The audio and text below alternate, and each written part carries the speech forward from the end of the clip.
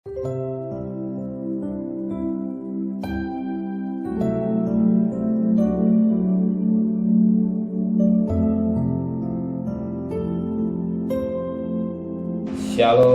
pagi.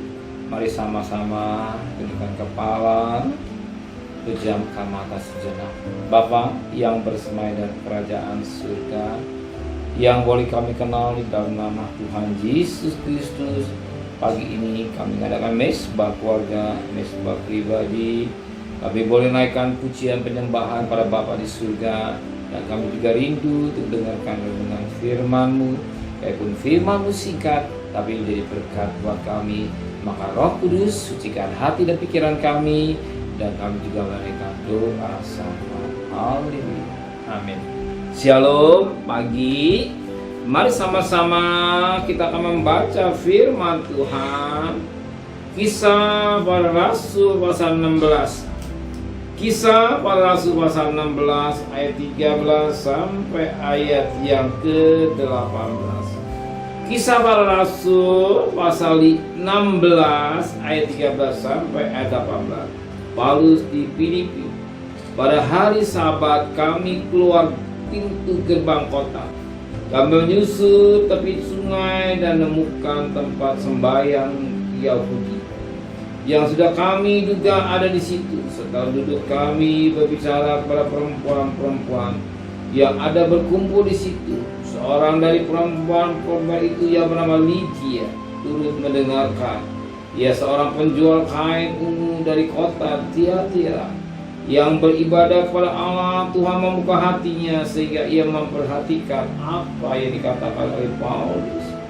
Sesudah itu dibaptis bersama-sama dengan seisi rumahnya. Ia mengajak kami, katanya, jika kamu berpendapat bahwa aku sungguh-sungguh percaya kepada Tuhan, marilah menumpang di rumahku.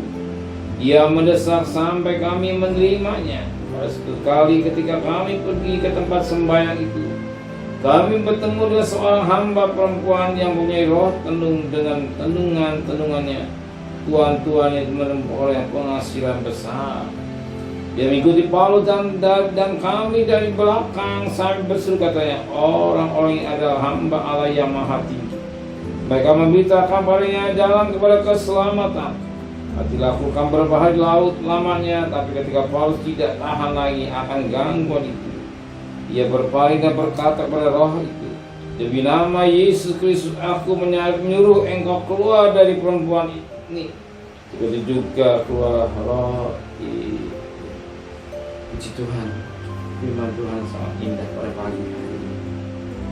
Betapa penting kita mengizinkan Roh Kudus yang berkarya dalam hidup. Roh Kudus yang berkarya dalam hidup kita. Orang yang mendengarkan firman Allah, dia akan membuka hatinya untuk mendengar firman Allah. Maka izinkan pagi hari ini Roh Kudus berbicara dalam hidup saudara, sehingga saudara dengan rendah hati membuka hati saudara untuk mendengar firman sebagaimana katakan pada seorang dari perempuan itu yang bernama Lydia turut mendengarkan. Dia seorang penjual kain ungu dari kota Tiatira yang beribadah kepada Allah. Tuhan membuka hatinya sehingga ia memperhatikan apa yang dikatakan oleh Paulus. Maka izinkan Roh Kudus membuka hati saudara, dan saudara ada respon untuk membuka hati untuk mendengarkan firman Allah dengan baik. Paulus mendapat reaksi daripada yang dikerjakan oleh diri dia. Dia membuka hati sehingga dia mengerti apa yang Tuhan mau dalam hidupnya. Maka Roh Kudus yang membuka hati saudara. Maka buka hati saudara untuk mendengarkan renungan firman Allah. Buka hati saudara untuk menerima kebenaran firman Allah dengan baik. Ketika firman Allah diberitakan, kita perhatikan kata demi kata sehingga kita diberkati oleh firman Allah. Apa diterangkan oleh hamba Allah yang saat ini bernama Paulus, dan apa terjadi? Ternyata Lydia membuka hati. Dan apa yang terjadi? Setelah dia membuka hati, ada respon. Apa? Dan dikatakan dalam firman Tuhan, pada ayat yang ke-15.